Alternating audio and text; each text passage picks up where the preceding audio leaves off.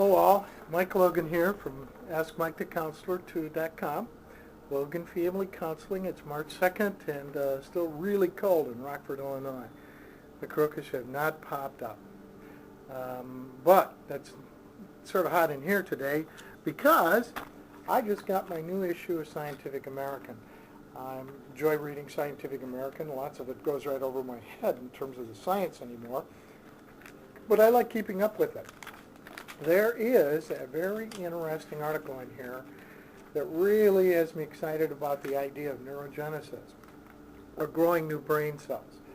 Okay, it's called Saving New Brain Cells by Tracy Shores.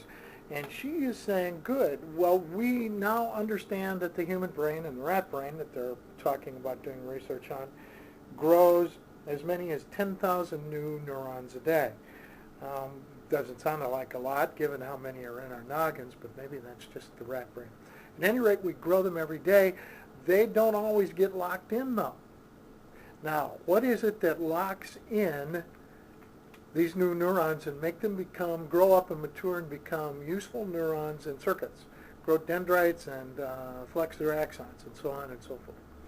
Well, she says that it's novel challenge, challenging novel challenge, something that's going to make those cells work hard.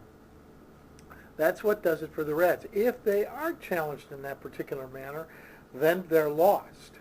The brain will have to grow new ones.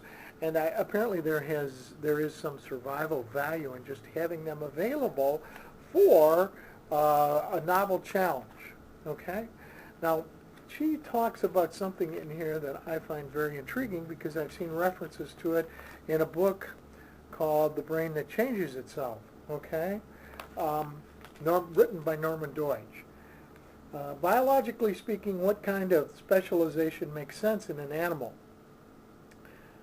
An animal would not want to rely on producing and developing an entire cohort of new neurons to respond to situations that will affect its immediate survival.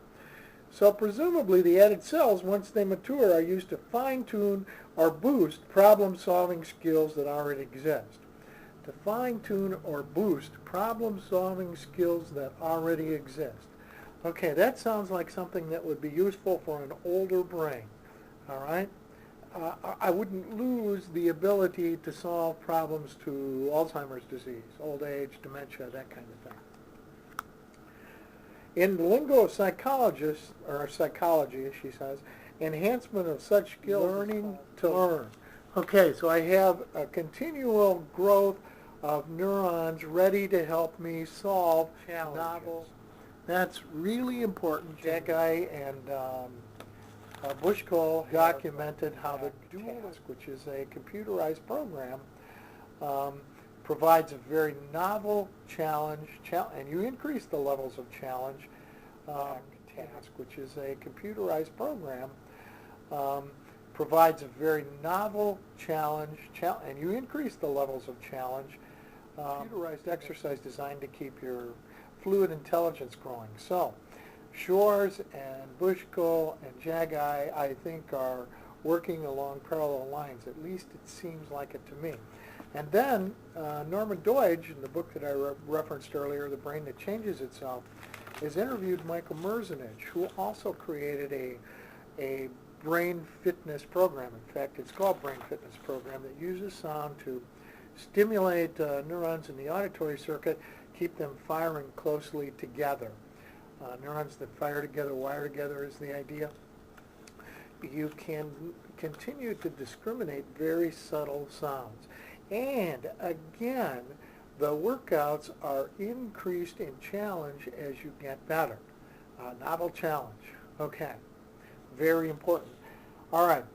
Merzenich says the cerebral cortex, he says that the thin outer layer of the brain is actually selectively refining its processing capacities to fit each task at hand. So I'm reading and talking to the camera. It doesn't simply learn, it is always learning how to learn. The brain, Merzenich describes, is not an inanimate vessel that we fill.